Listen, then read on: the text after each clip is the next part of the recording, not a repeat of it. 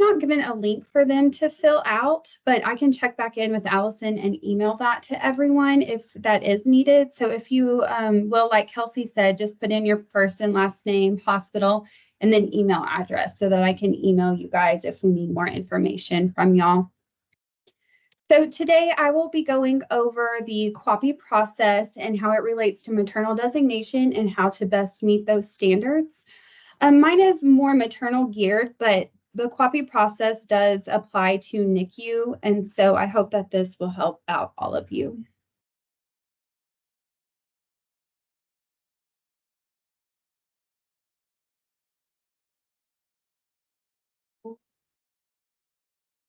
Let me move my slide. It's frozen.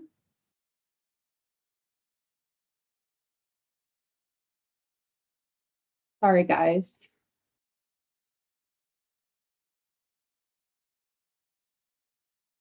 Okay.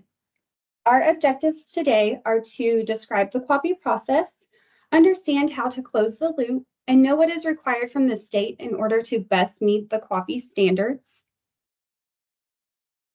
This flow sheet is just an overview of our QAPI process, and I'll be diving into each section individually throughout this presentation. So the green boxes are how we find our data. And then it goes into what our reviews are. So we have our primary level of review, secondary level of review, which is also our maternal QAPI team. And then we move into our tertiary level of review. And then the little gray boxes at the bottom are all of our different options for tertiary review. And then over to the left, I put our maternal oversight committee, which is our OB collaborative meeting. And this one doesn't really have one specific part. It kind of functions through the whole flow sheet. So you will see this slide multiple times. This is just exactly what the rules say about QAPI, and I'll be breaking it down and going into different sections each time. So for this section, we are going to go over tracking quality indicators and other aspects of performance that reflect processes of care and that are outcome-based. So how do I come up with what triggers we are going to monitor and decide what cases are best to be looked at? I looked at this designation site survey guidelines that the state released in January of this year. This is on that 166-page huge document. And I love that it's broken down into levels and it will be exactly what the surveyors are looking for. So this first arrow that I have is the adherence to facility policies, procedures, and guidelines, and they will be looking at these for all levels. So I get a lot of questions about policies and what the surveyors want to see. And they are looking at your policy compared to your charts and if you adhere to whatever it is that your policies say. So just make sure that you are monitoring for that when you do your chart reviews.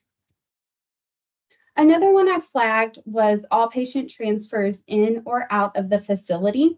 They will be looking at this one for a few different reasons. For transfers in, they'll be looking at what are you capable of taking in and what are you transferring out, and is that appropriate to be transferring out for whatever level it is that you are?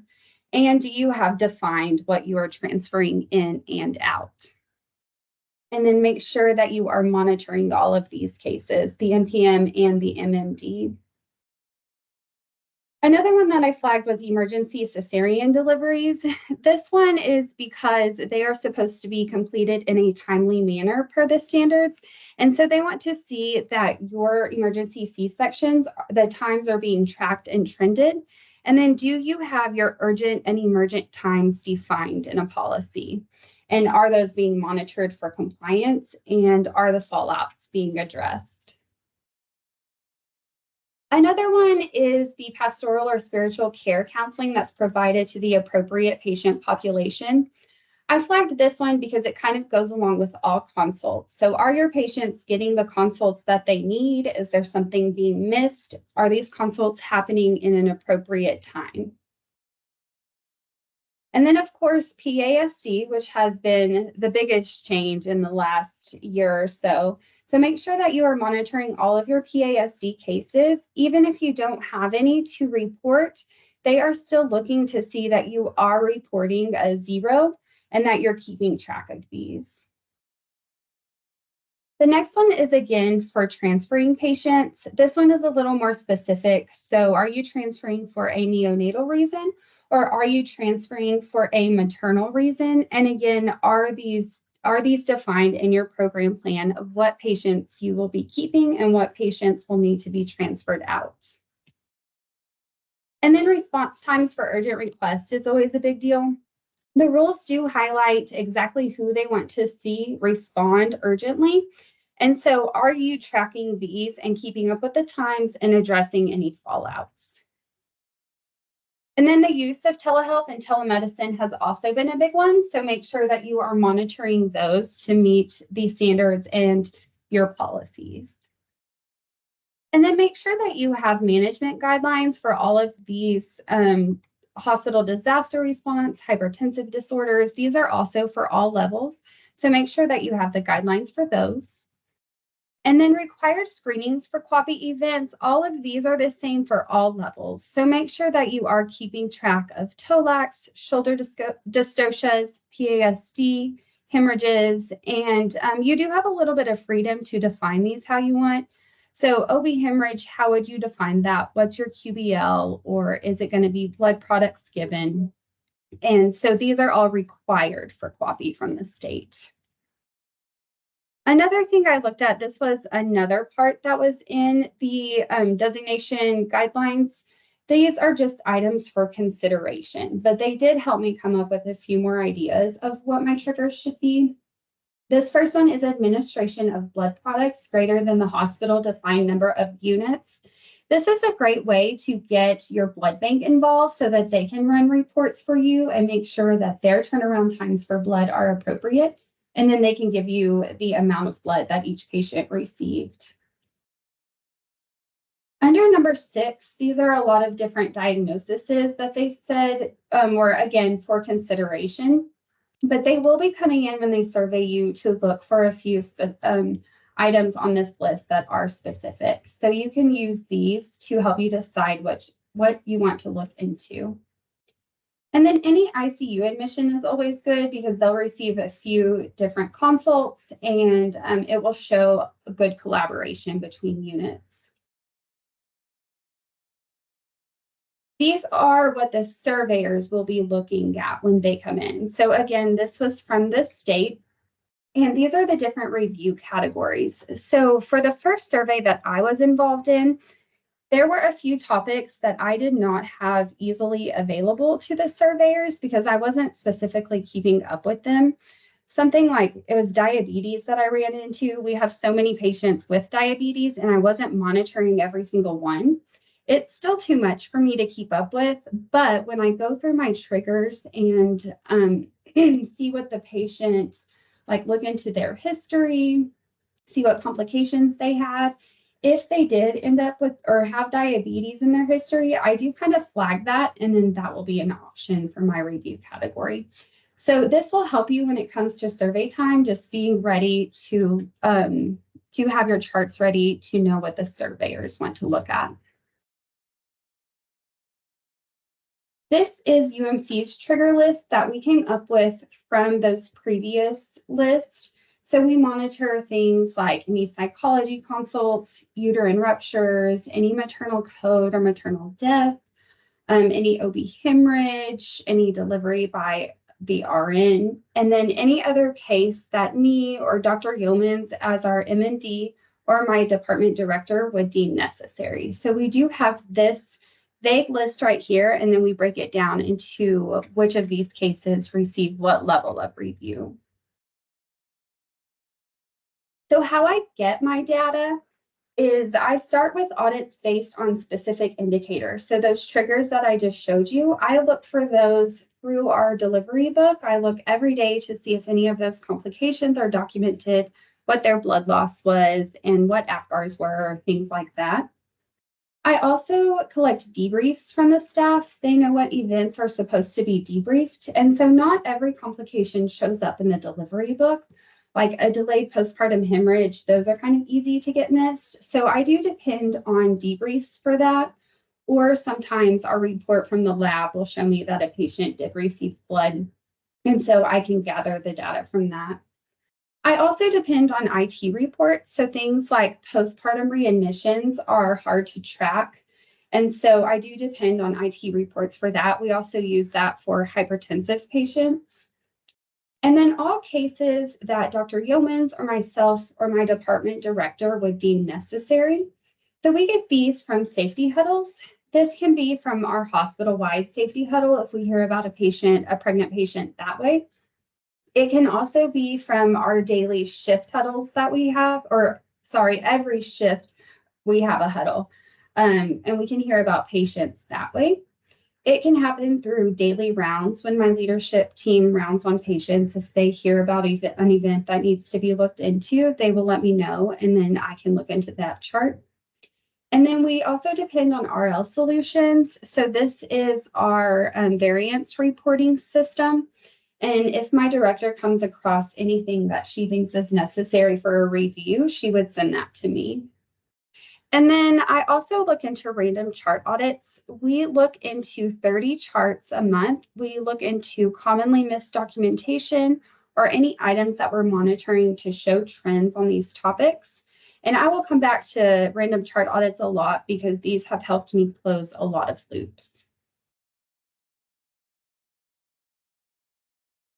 So this next part that we'll go over is how to identify variances in care, how to define the appropriate levels of review, and how to identify opportunities for improvement. Ultimately, how to identify variances in care and find those opportunities for improvement are to look and compare your policies and your protocols to the care that the patient is receiving. So for every complication like OB hemorrhage, compare that to your stage-based protocol and your hemorrhage policy and make sure that those steps are being followed. This is our primary level of review. Primary level of review is done by me as the maternal program manager. I review the topics of OB hemorrhage that received no operative intervention or received less than 4 units PRBCs, any delivery by the RN, any stat C-section without perinatal asphyxia, any neonatal code less than 36 weeks, shoulder dystocias with no birth trauma, any expected IUFD or expected neonatal death, any site consults, and any case of perinatal asphyxia that should actually say, that is less than 32 weeks. So after I review the chart and compare it to our policies and procedures and make sure that we had adherence to that, if I find opportunities for improvement, I can either send a loop closure form to the nurse, which I'll show you an example of later. I can also audit the nurse and make sure that she is tracked and trended. I can also audit the complication. This is where I would put it into our random chart audits to help show loop closure or improvement on that complication. I can also send the chart for a secondary level of review if I think it needs to be escalated. And if I didn't find any opportunities for improvement, I can close the case and then it is signed off by me. This is what I use as my case review tool to keep up with all of the cases that I track every month.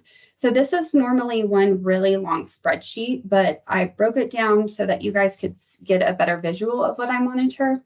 And I keep up with things like what was the qualifying event, what were our case details, what uterotonic agents or blood products were given, what did the debrief feedback say, and what were my opportunities for improvement? Where was the OFI presented, and where can I find this loop closure? Just because you always need proof of that. So where can I easily find that to show surveyors that the loop was closed?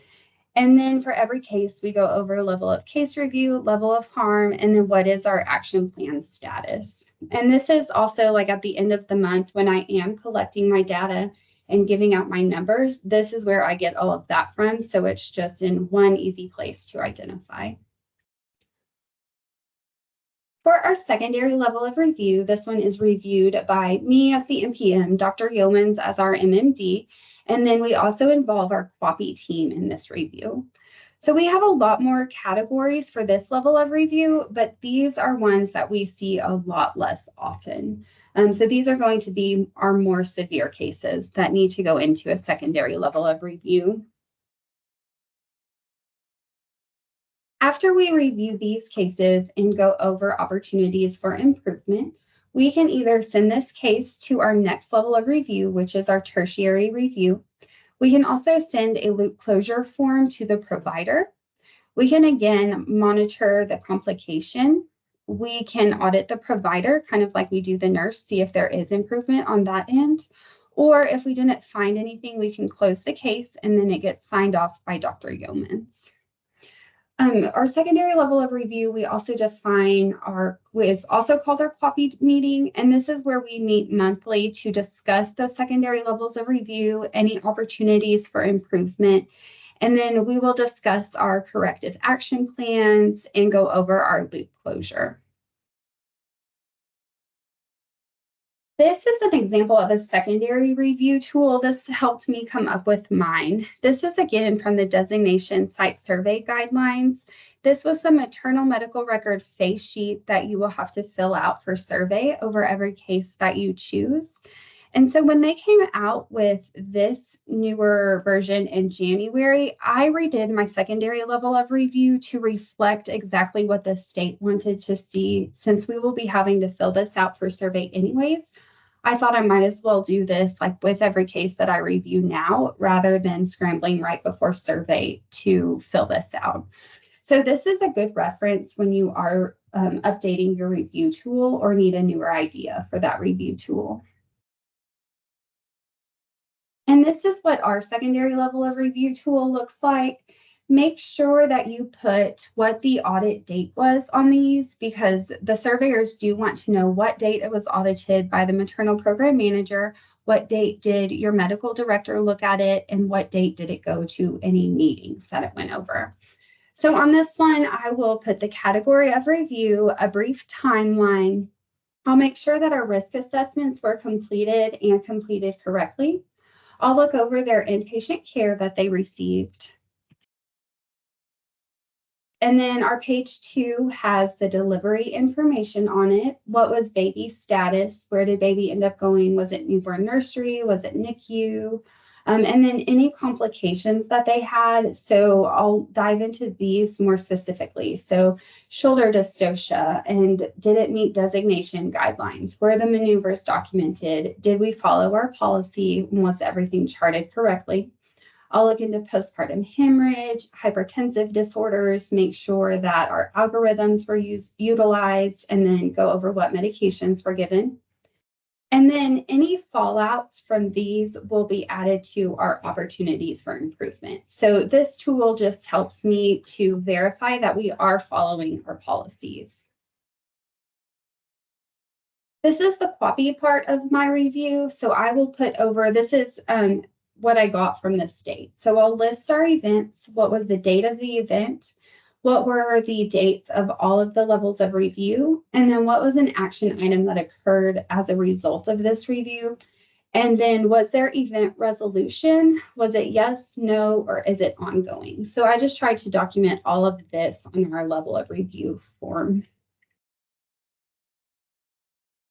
And then here is the next step in my review. I will check over any action plan items that we planned for, and this is kind of an easier way to go back and find those documents. And then any loop closure follow-up, the date of any meetings that it was presented at, and what meeting specifically, so that we can go back and find those minutes. For our tertiary level of review, this is our third level of review. These cases are chosen after our secondary level of review meeting by Dr. Yeomans and myself, and we decide which meeting that they go to. So for our tertiary level of review, we have a few different actions. We can send this to our hospital RCA or ACA team. This is our root cause analysis or apparent cause analysis. We can also use our OB-M&M as an option. Our hospital peer review team can be an option. We also have our department peer review, and then our OB collaborative meeting, which is our maternal oversight committee. And we'll look into each of these and what they are utilized for. So for our RCA and ACA, their frequency is as needed. Members include our CMO, our VP over the area, our patient safety coordinators, and our director of performance improvement. Our as needed members are any staff involved in the event. These are formed in a reaction to an event to identify root causes of the adverse events.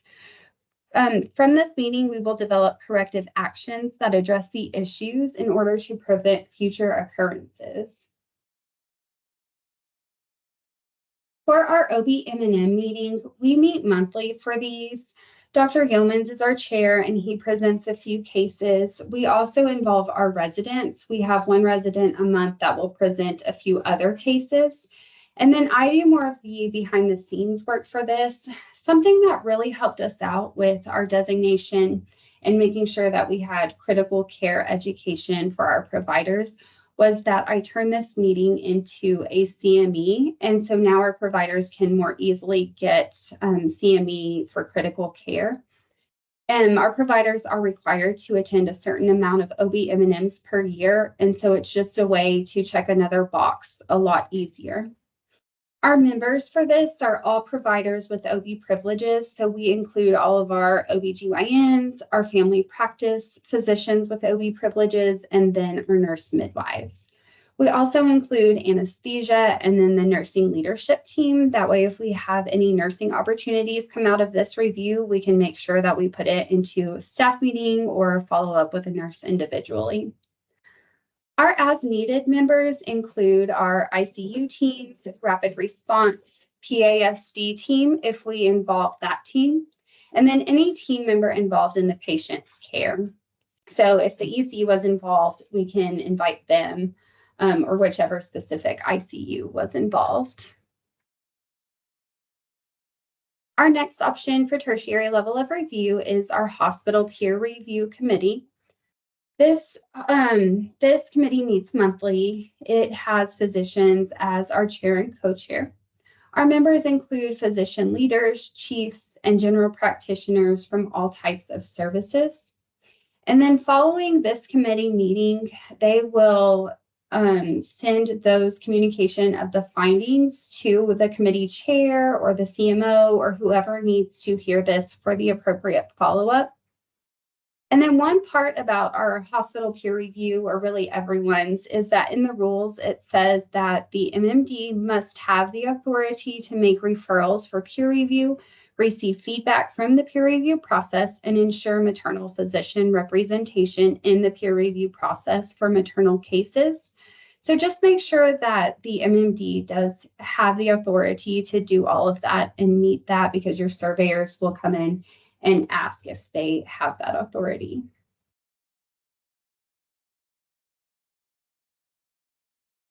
We also have our department peer review. This was something that we created after our last survey to help with physician compliance to policies. So we only meet as needed for this. Dr. Yeomans chairs it.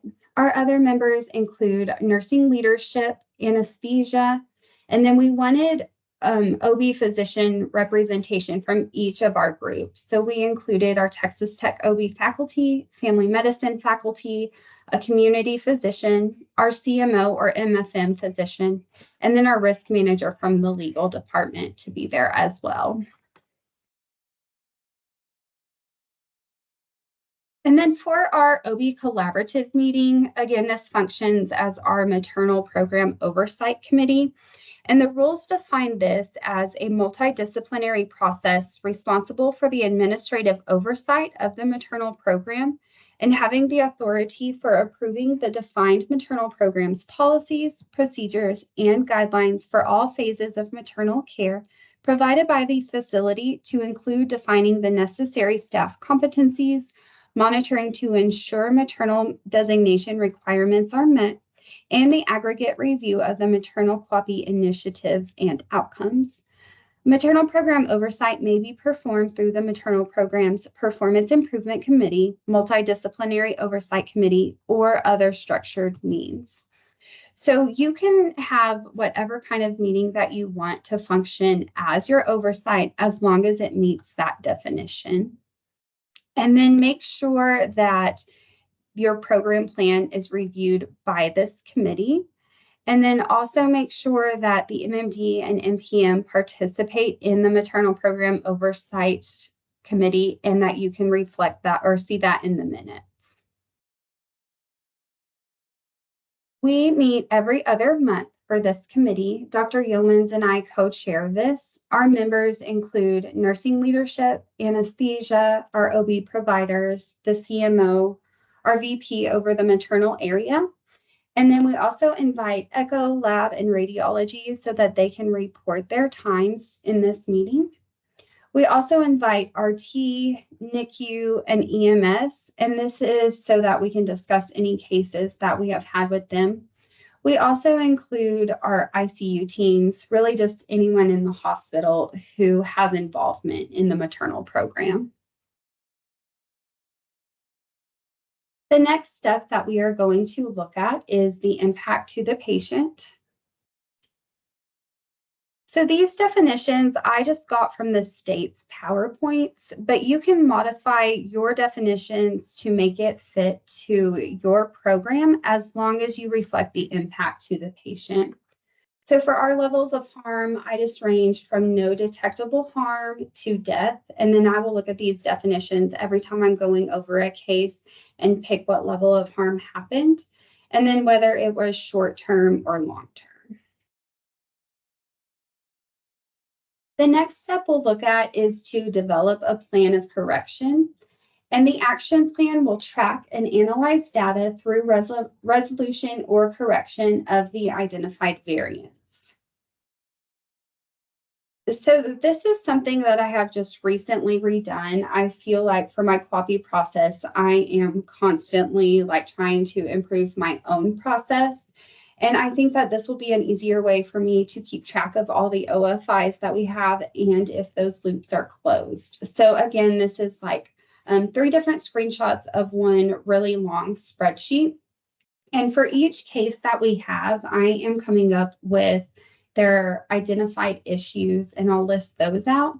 Who was the person involved in that identified issue? What's our action plan for this opportunity for improvement? Who is responsible for completing that action item? What is our monitoring plan for this?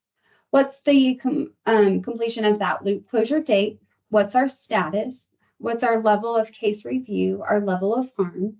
Where do we find the loop closure documentation at? And then any comments that we may have about the case, and then what is our official case close date. So that's our close-up view. This is kind of my big view of the spreadsheet, so I can easily see if our loop is closed. I know all of you involved in this program are very organized and probably love to see the red and green colors like I do, is it closed or is it still open? And so this is an easy way to look at that. Loop closure is probably the hardest thing that I do in this job. It is so hard to remember exactly how to close a loop and decide whether this loop is officially closed or not. So I have Post-it notes on my computer over these questions right here so that I can kind of review those after every case. So what did you do about this opportunity for improvement that you found? How do you follow up and show that loop closure was done? How did this action make a difference? How do you make sure that this event does not happen again? And how do you know that your action worked? So I ask myself that every time that I go over this process to make sure that I am closing the loop appropriately. So for loop closure, you must have documentation to prove that the loop was closed. So I save everything, any email communication, any graphs, everything that we go through to help close our loop.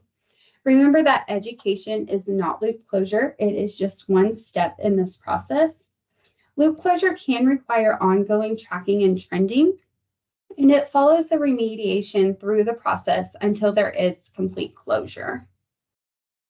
And I'll give you a few examples of how I document my loop closure. So this one, for example, if I found noncompliance to our postpartum recovery policy, I would go back and audit the nurse's past deliveries to see if, in this case, was it a one-off problem or does this nurse need some education? And I use this for postpartum recoveries because this is easy for me to go back and track. I will give you a few examples of things that are harder to go back and track, but I will look for, so if I find that this is a one-off problem in the case, I will document that. And then I also have evidence of these chart reviews that show that the nurse knows how to do this correctly. And so I will just keep all that for loop closure for my documentation with that case. If I find that the nurse needs more education, she will be given, we'll do a few different options that I can show you up here. So I can track and trend the nurse. If I find an issue, I can document this kind of in her file that I have on her. I will track her identified issue, what was the intervention, and is there a need for escalation? And typically what we do is once we find 3 opportunities for improvement on a nurse, we will talk to them. This is a sheet that I use for things that are harder to track, like epidural misdocumentation. I don't really have a report to find which nurse documented what epidural, and so I will just keep track of it here.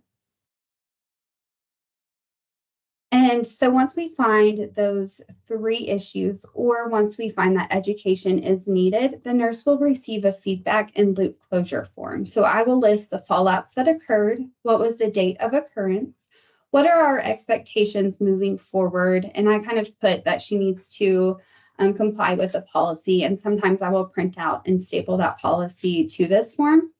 And then we always ask the nurse to identify any barriers that they have so that we can help fix any issues. So from here, I will have our leadership member who went over this form with her sign it, and then I will also have the nurse sign and date it. And after that education is completed, I will go back. If it's something that I can easily monitor, I will go back and I will look through her charts and make sure that that education education helped and that she learned something from that education. And so after I audit these charts, we hope to find that the documentation is much better and we can consider that loop closed. And we have done many different processes for this. We have tried emails, different signature papers. This is a process that is constantly evolving for us, and we are trying different things. An example of loop closure for M&M minutes is that things that we find from M&M, I will track on the minutes. And so an example is we found for this action item to follow up with CT to see why there was a delay for a stat CT order.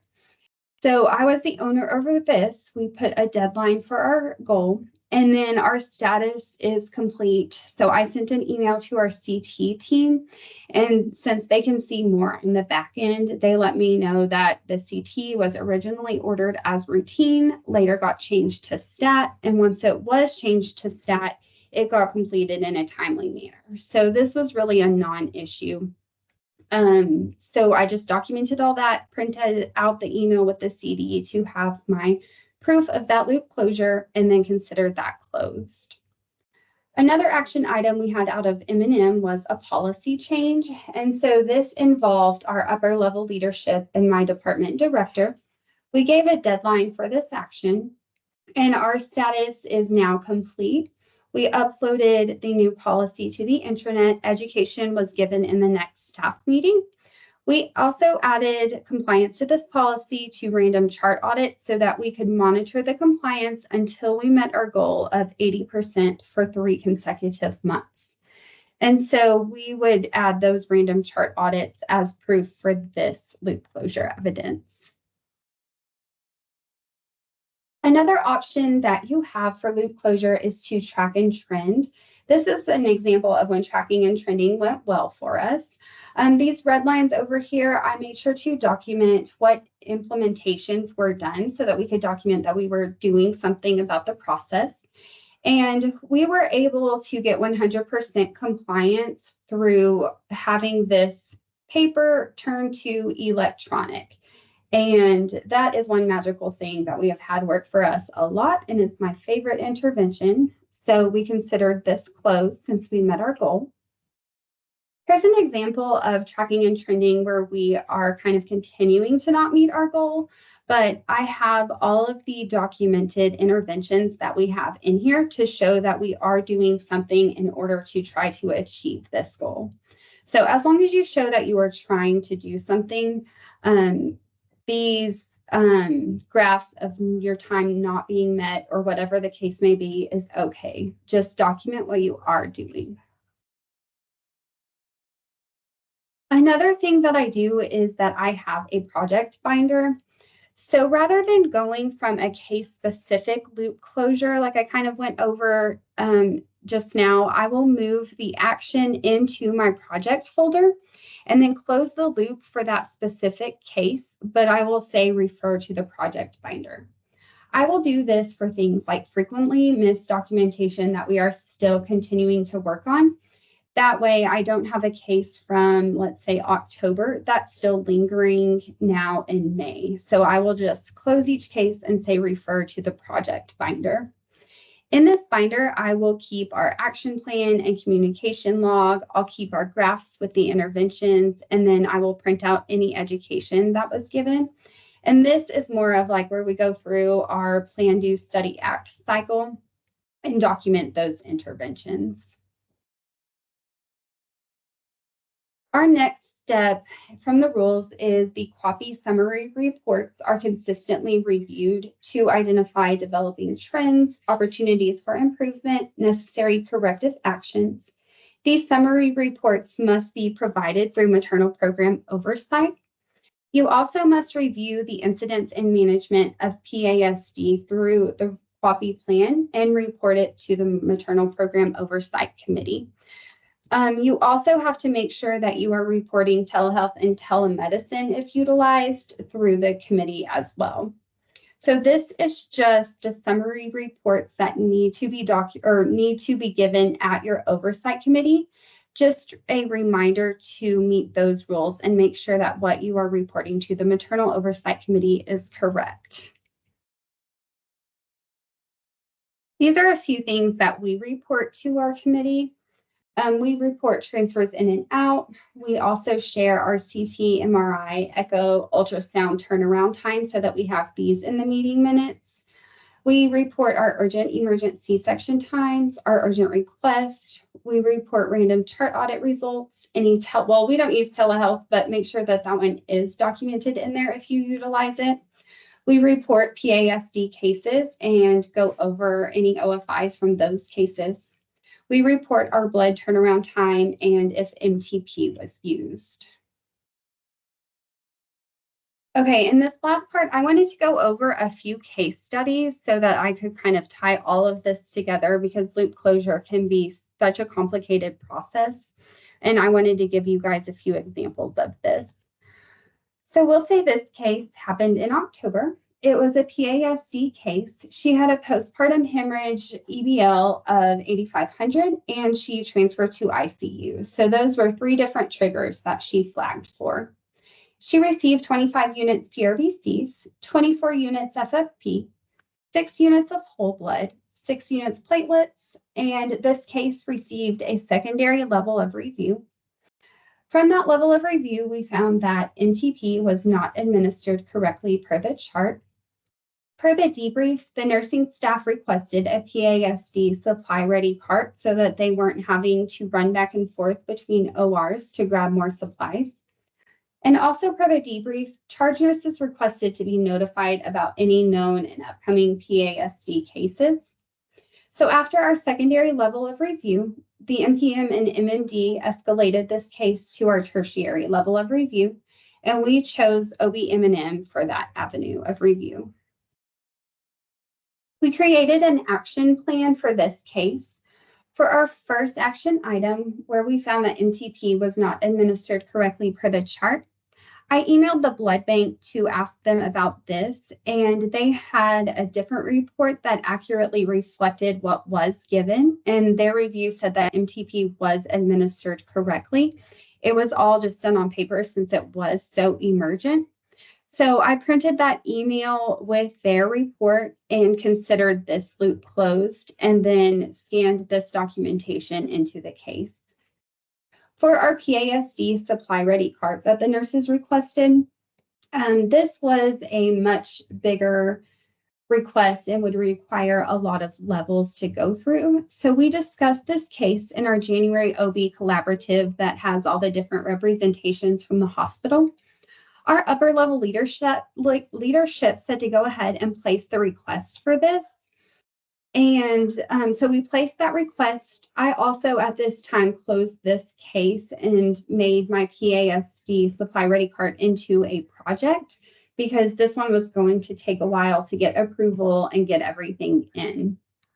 So we decided that we would, after we sent the request, we would keep staff updated through staff meeting minutes. We would monitor all PASD cases and track these if more or different supplies were needed. So this is still an ongoing project for us, but we considered it closed for our action plan. The charge nurses wanted to be notified of PASD cases, so I discussed with our MFMs at ultrasound, and they said that they would email me or call me if they had a PASD case. And so from there, I would email the charge nurses with all of those updates and cases. And to monitor this, we would just continue to monitor all PASD cases to make sure that this was getting done. And our timeline of this event, our event happened in October when it also received the primary review. In November, we did a secondary level of review. In December, we did staff meeting education. We also had our tertiary level of review. In this review, our OFIs were addressed and updated in the action plan in the M&M minutes. And then we reviewed this case in OB Collaborative. And after that, we considered the case closed. So I printed out all of that evidence, the action plan, the case review, and then I scanned it into a file in the computer so that I can show surveyors or print it out for surveyors. Our next case happened in January. This was a stat C-section with perinatal asphyxia with a pH of 6.9, and she received a site consult. So that was why her case triggered. This case received a secondary level of review. Per the debrief, they said that the scrub techs were hard to get a hold of. This case, when I reviewed it, though, for emergent timing, did not trigger for me because it was in the appropriate time. But that's why the debriefs are so important, because they can tell me the better story of what happened. Also, during secondary level of review, we questioned, was the site consult an appropriate timing or was it delayed? So after our secondary level of review, we decided to escalate the case to a tertiary level of review and again chose OB-M&M. We created an action plan. Our action item, we found that the scrub techs happened to be at lunch at the same time and their phones were not working in the very back of the hallway. So what we did was we have all of our phones on our desk and they have speakers. So we asked that IT make our speakers go live so that when we do have a stat C-section, we can say it on the phone and everyone can hear that, including in the break room.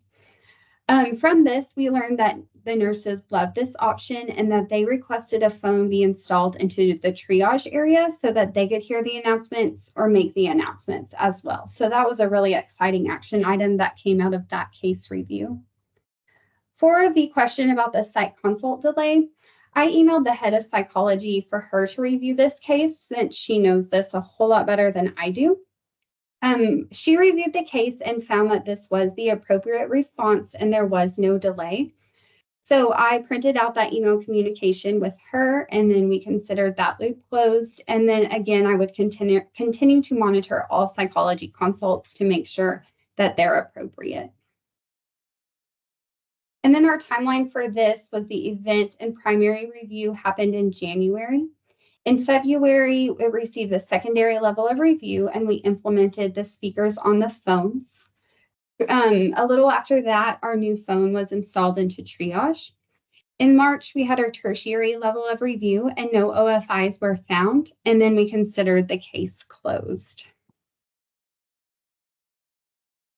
For case study number 3, this one is a little bit different rather than each individual case. During my February reviews, I found the same issues happening multiple times throughout a few different charts, and that included NSTs not being documented every shift for antepartum patients that were housed on different floors. I also found that urgent versus emergent versus non-emergent C-section times were not being documented correctly, or those times were not being met. So for these multiple issues in the same month, I reported those as system issues and turned those into a project.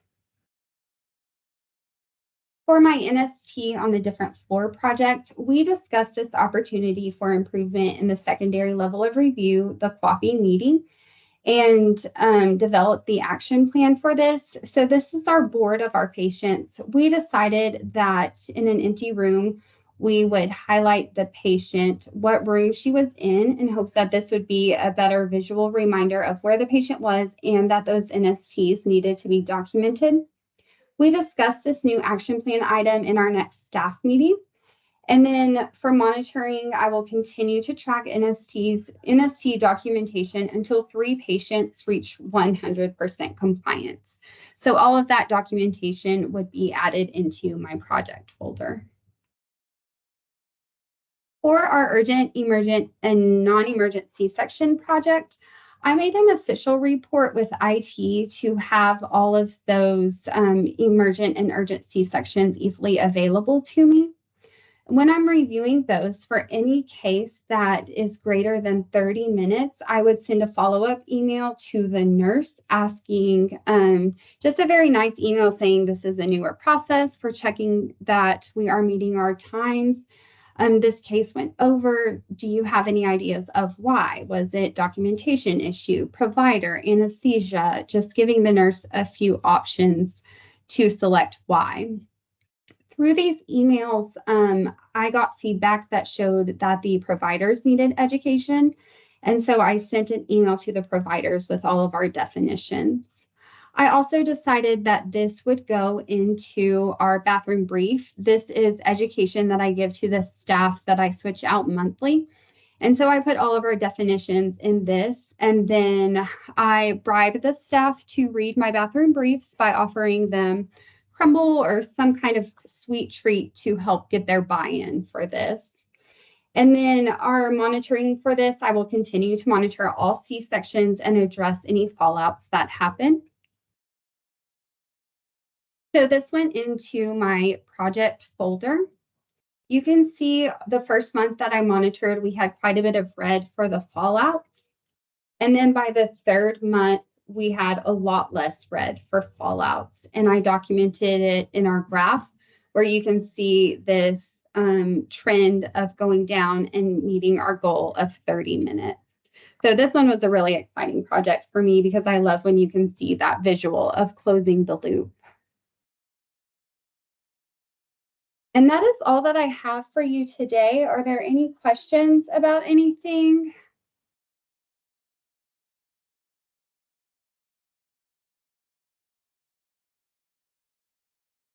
Remember to type in your first and last name and email into the chat so we can get you the CNE credit. Also in August is our next maternal presentation, and we are thinking about having another nurse presenter. So I was going to see if you guys had any ideas of topics that you would like to see addressed.